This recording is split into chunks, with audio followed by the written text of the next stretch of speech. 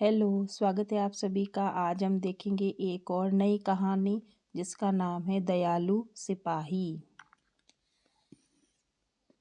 प्रताप एक वीर सिपाही था।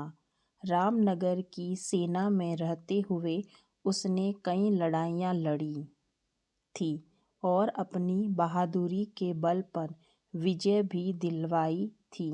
राजा और सेना के सभी सिपाही उसकी बहादुरी की प्रशंसा करते थे। इस बार रामनगर पर एक दूसरे राजा ने हमला किया। यह राजा बहुत ताकतवर था।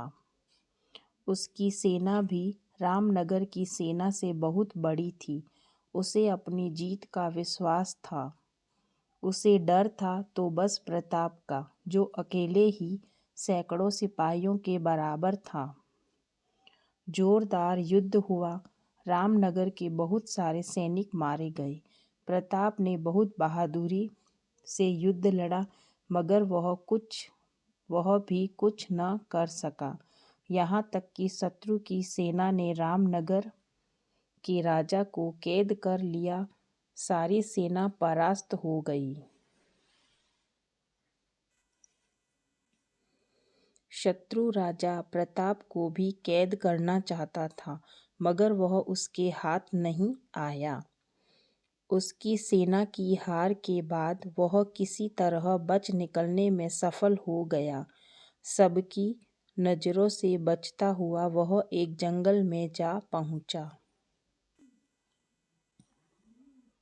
सुनसान जंगल में वह फल फूल खाकर वहीं रहने लगा।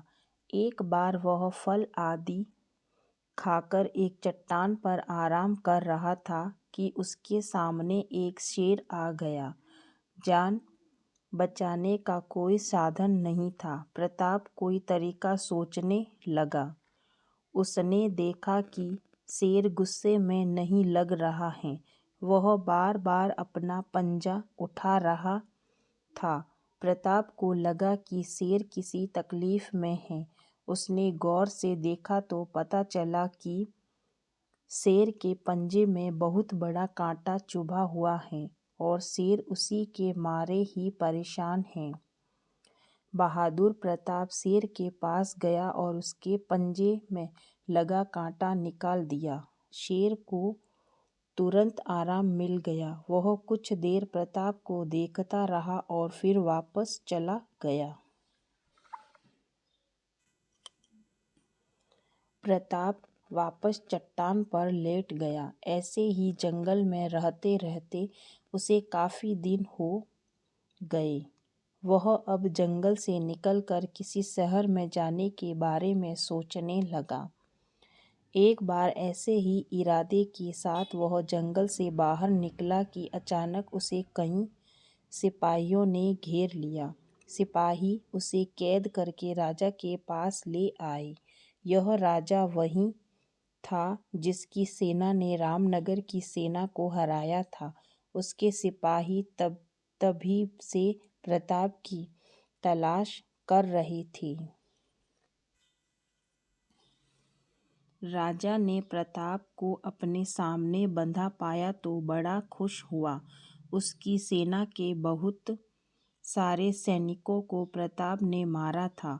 राजा ने प्रताप से पूछा, तुम्हें क्या सजा दी जाए? प्रताप कैद में होने पर भी बहादुरी से बोला, मैं अपने राज्य की रक्षा के लिए लड़ रहा था। वह मेरा कर्तव्य था। आप मुझे जो चाहे सजा दे सकते हैं। क्रोधी राजा ने उसको शेर के पिंजरे में डाल देने का हुक्म दिया।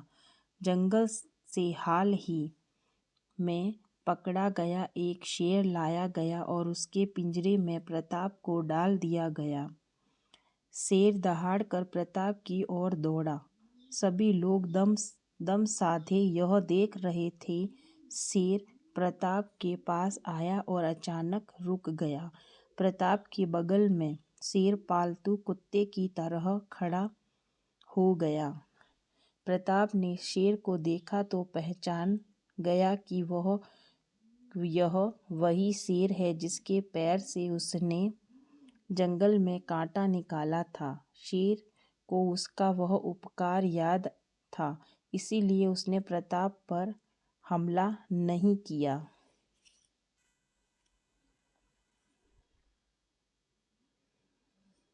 राजा ने यह सब देखा तो चकित रह गया। प्रताप से उसने पूरी बात पूछी। सारी बात जानकर राजा समझ गया कि प्रताप बहादुर ही नहीं, दयालु भी हैं। यहाँ तक कि जानवरों पर भी वह दया करता है। राजा ने प्रताप को मुक्त कर दिया। इस कहानी से हमें यह शिक्षा मिलती है कि हमें जीवों पर दया करनी चाहिए। आज की कहानी अच्छी लगी हो तो थैंक यू।